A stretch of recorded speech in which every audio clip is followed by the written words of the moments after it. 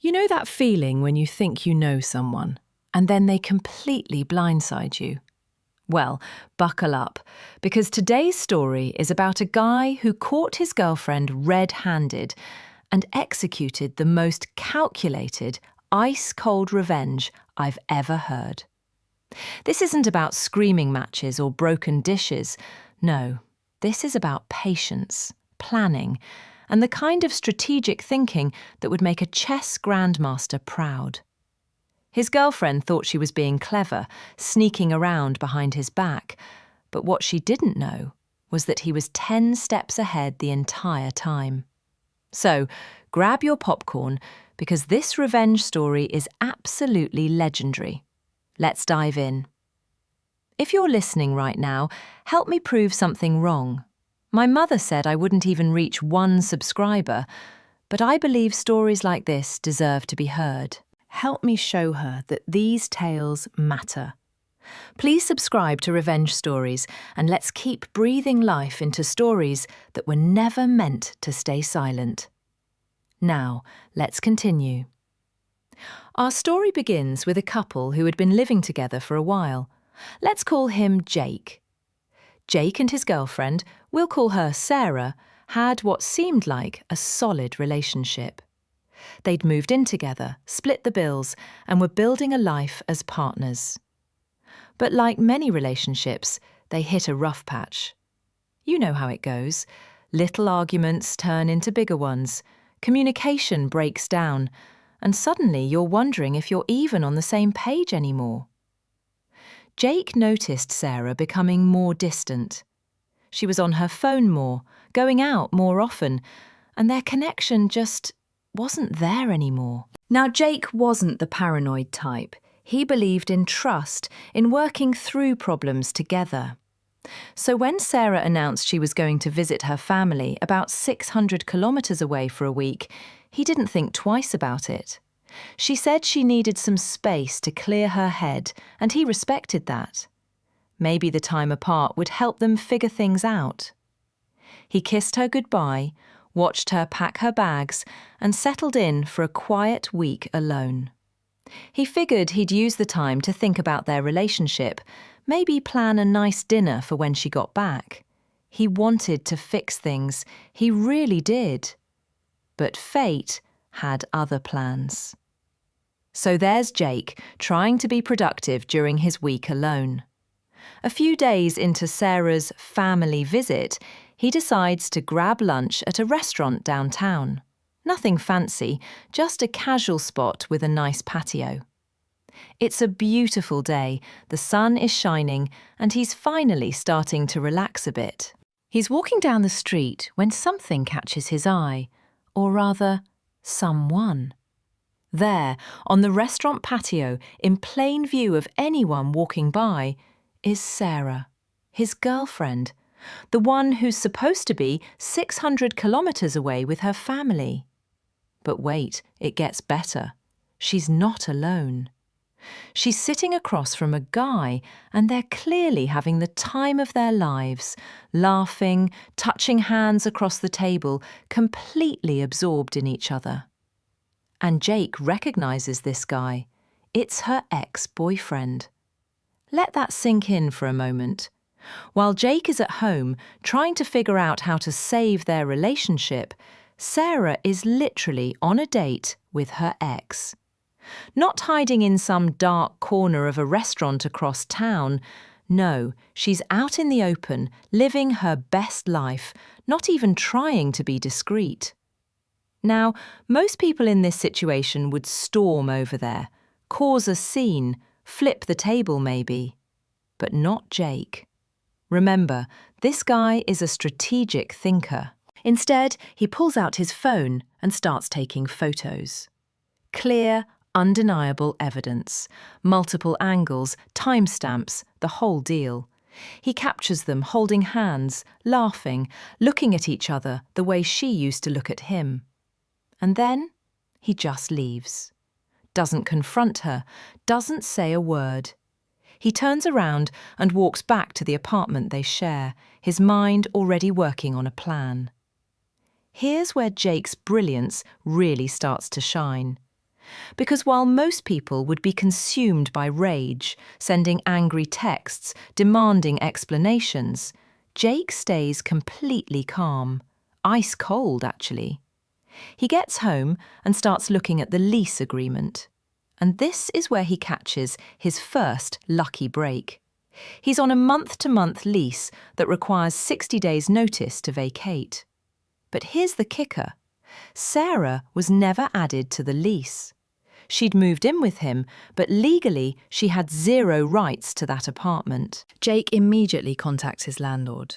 Now, his landlord is a good guy, someone Jake had built a solid relationship with over the years. Jake explains the situation, shows him the photos, tells him what's going on. And the landlord? He's completely on board with what Jake's planning. Jake gives his 60-day notice right then and there. He starts apartment hunting immediately, finding a new place that Sarah knows nothing about. And then comes the really clever part. He acts completely normal. When Sarah comes back from her family visit, Jake doesn't confront her. He doesn't throw the photos in her face. He doesn't even act cold or distant in an obvious way. Instead, he mentions couples therapy in passing. Maybe we should talk to someone about our issues, he suggests casually. But he doesn't push it. He's patient. Sarah, meanwhile, is probably feeling pretty confident. She got away with it, right? Jake suspects nothing. She probably thinks she's so clever maintaining two relationships at once. Over the next several weeks, Sarah continues seeing her affair partner. She starts making excuses about staying out late, crashing at friends' houses overnight. And every single time, Jake just says, "Okay." No arguments, no questions, just okay. She probably thought she had him wrapped around her finger. Poor, trusting Jake, so willing to believe her excuses. But what she didn't know was that Jake had completely checked out emotionally. He was just running out the clock, waiting for moving day. The landlord, true to his word, kept everything quiet.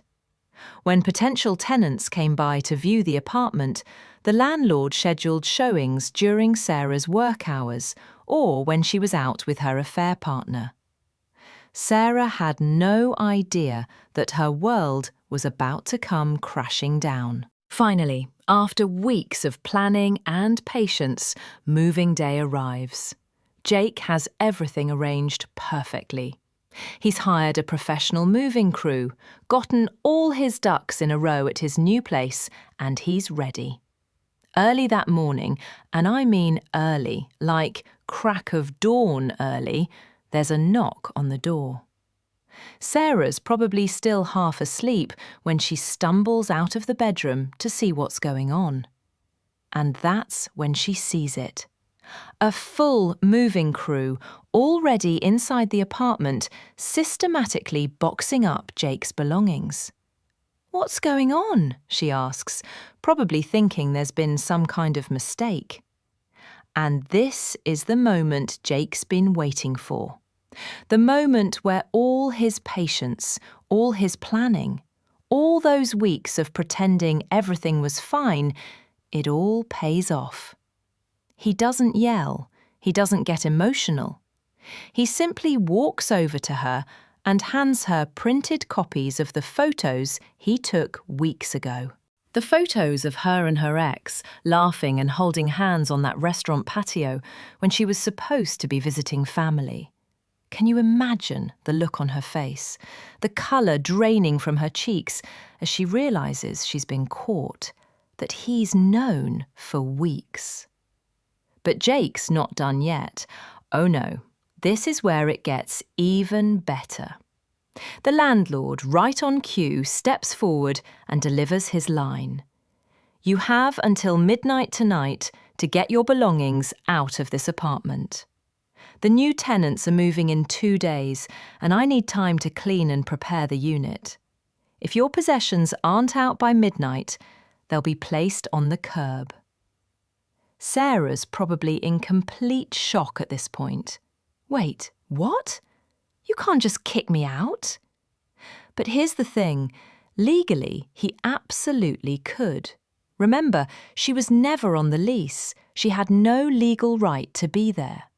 Jake had every right to leave, and the landlord had every right to enforce his lease terms.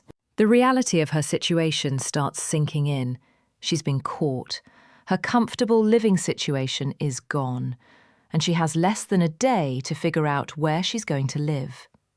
As the moving crew continues working, efficiently packing up Jake's life into boxes and loading them onto the truck, Sarah starts frantically going through the apartment, trying to figure out what's hers. And here's another twist. Pretty much all the furniture was Jake's. The couch? His. The bed? His. The TV, the dining table, the kitchen appliances? All his. Sarah had moved into his furnished apartment and apparently never contributed much beyond her personal belongings. So there she is, standing in what's rapidly becoming an empty apartment, realising that she's about to be left with her clothes, toiletries, and not much else. Jake, maintaining that same ice-cold composure that he'd had for weeks, takes one final photo before he leaves.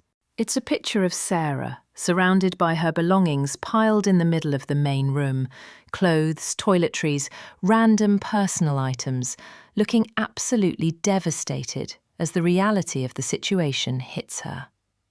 The movers finish up. Jake does one final walkthrough, and then he's gone. Just like that. No dramatic speech, no "how could you do this to me?" No giving her a chance to explain or apologise or beg him to reconsider. He'd planned it perfectly, executed it flawlessly, and walked away without looking back. So what happened to Sarah? Well, according to the story, she presumably had to call up her affair partner or some friends to help her move her stuff out before midnight. Imagine that phone call. "Hey, remember how I've been sneaking around with you while living with my boyfriend? Well, he found out and I'm homeless now. Can you help me move?" Not exactly the romantic situation she probably imagined when she started her affair.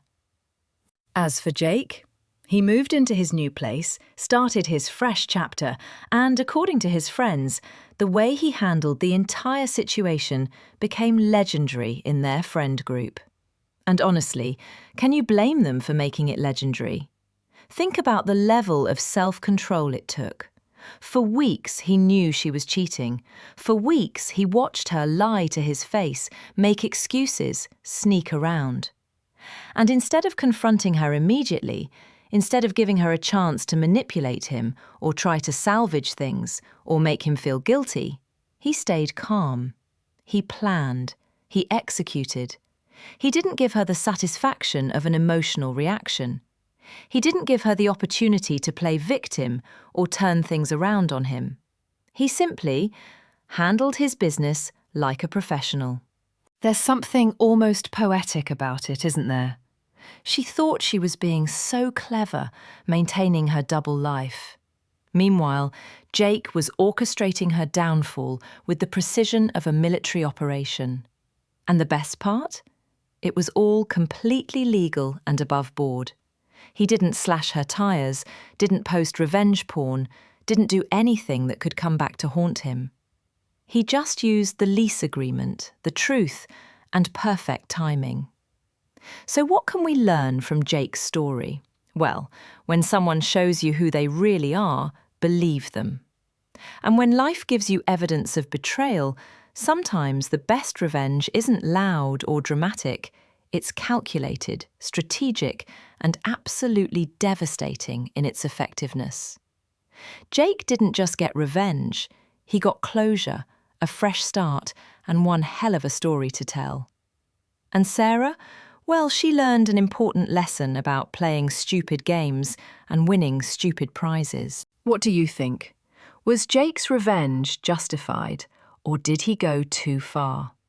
Let me know in the comments below, and if you enjoyed this story of cold, calculated revenge, make sure to hit that like button and subscribe for more. Trust me, we've got plenty more revenge stories coming your way. Until next time, remember, karma might take a while, but when it arrives, it hits harder than you could ever imagine.